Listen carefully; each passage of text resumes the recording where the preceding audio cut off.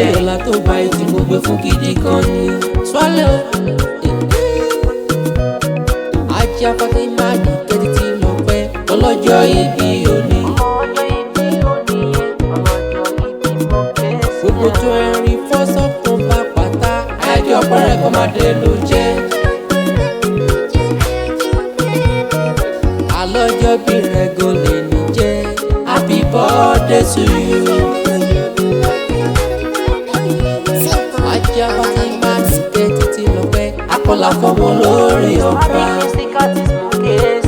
Èní lọ́jọ́ ìbí rẹ̀ o, asan ọ̀sìn rẹ̀.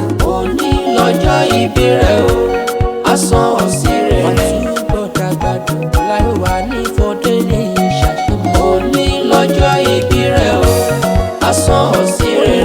Àwọn orí kún ọmọ àtúbọ̀ gàgàgà. Òní lọ́jọ́ ìbí rẹ̀ o, asan ọ̀sìn rẹ̀. Hajia Fatimo nìkẹ́ àdán ìgbàdàn ṣánilé rẹ̀ o. Òní lọ́jọ́ ìbí rẹ̀ o, asan ọ̀sìn rẹ̀. Ọmọ Ìbàdàn ní lórí orí àjẹbẹ̀ sí kàfé.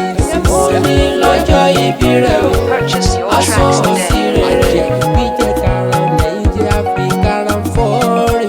Òní lọ́jọ́ ìbí rẹ̀ o, asan ọ̀sìn rẹ̀. Sásá fún mọ́mọ́ sábà ayọ̀kún mọ́mọ́ ya mọ̀ ké sí ọláyé rẹ̀. Òní lọ́jọ́ ìbí rẹ̀ o, asan ọ̀sìn rẹ̀. Ìbàdàn ló àjà ìlú ìlú ilé oníkojú kẹrin lójú òkú. Òní lọ́jọ́ ìbí rẹ̀ o, asan ọ̀sìn rẹ̀. Asan ọ̀sìn rẹ̀ o, màdìbá fọwọ́ gbọ́ ọmọ sí i. Òní lọ́jọ́ ìbí rẹ̀ o, asan ọ̀sìn rẹ̀. Hajia ìkẹ́ àti títí lọ péjọ ọdún kan ní. Òní lọ́jọ́ ìbí rẹ̀ o, asan ọ̀sìn